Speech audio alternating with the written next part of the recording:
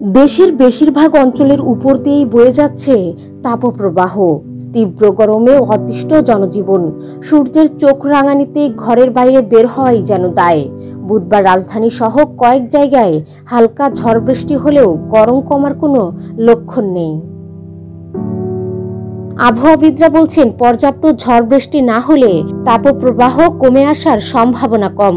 শুক্রবার থেকে কোনো কোনো এলাকায় তাপমাত্রা আরও কিছুটা বেড়ে 42 ডিগ্রিতে উঠতে পারে বলে জানান তারা।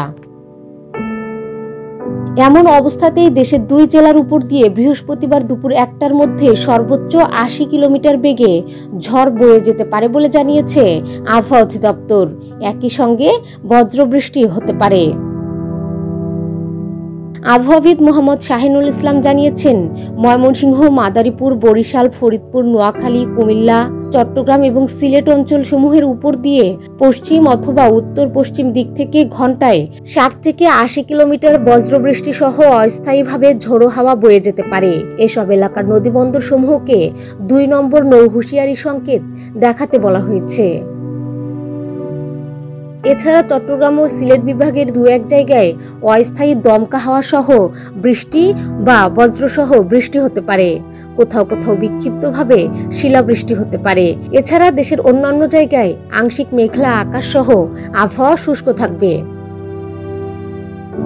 অন্য এক পূর্বাভাসে বলা হয়েছে, পশ্চিমা লঘুচাপের বর্ধিত অংশ পশ্চিমবঙ্গ ও তৎসংলগ্ন এলাকায় অবস্থান করছে। মৌসুমের স্বাভাবিক লঘুচাপ দক্ষিণ বঙ্গোপসাগরে অবস্থান করছে। শুক্রবার সকাল পর্যন্ত সিলেট বিভাগের 2-1 জায়গায় অস্থায়ী ঝোড়ো হাওয়া সহ বৃষ্টি হতে পারে। শিলাবৃষ্টির সম্ভাবনাও রয়েছে। তাপপ্রবাহ পরিস্থিতি অব্যাহত থাকতে পারে। দিন ও রাতের তাপমাত্রা প্রায় অপরিবর্তিত থাকতে পারে। আর বর্ধিত 5 দিনের আবহাওয়ায় তাপমাত্রা বাড়তে পারে। এছাড়া চুয়াডাঙ্গা ও বাগেরহাট জেলাগুলোর উপর দিয়ে তীব্র তাপপ্রবাহ এবং রাজশাহী, ময়মনসিংহ, ঢাকা, বরিশাল, চট্টগ্রাম, সিলেট ও খুলনা বিভাগের অবশিষ্ট অংশের উপর দিয়ে মৃদু থেকে মাঝারি ধরনের তাপপ্রবাহ বয়ে যাচ্ছে। সারা দেশে দিন এবং রাতের তাপমাত্রা প্রায় অপরিবর্তিত থাকতে পারে।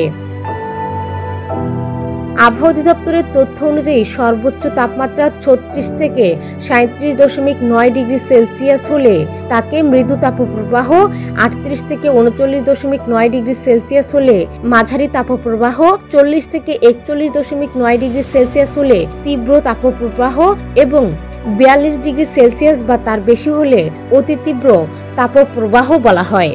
বুধবার দেশের অধিকাংশ এলাকার সর্বোচ্চ তাপমাত্রা ছিল 40 ডিগ্রি সেলসিয়াসের আশেপাশে। এদিন ফরিদপুরের তাপমাত্রা রেকর্ড করা হয় 39.2 ডিগ্রি সেলসিয়াস, ঈশ্বরদীতে 39.8 ডিগ্রি সেলসিয়াস, শ্রীমঙ্গলের সর্বোচ্চ ছিল 37.5 ডিগ্রি সেলসিয়াস।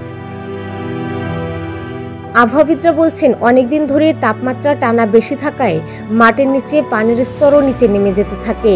এই অবস্থায় পর্যাপ্ত বৃষ্টি না হলে গরমের তাপমাত্রা যা আছে তার চেয়ে বেশি অনুভূতি হয়। ঢাকা সহ দেশের বেশিরভাগ অঞ্চলের এখন এমন অবস্থা। তারা আরও বলছেন, এই মৌসুম ঝড় বৃষ্টির মৌসুম।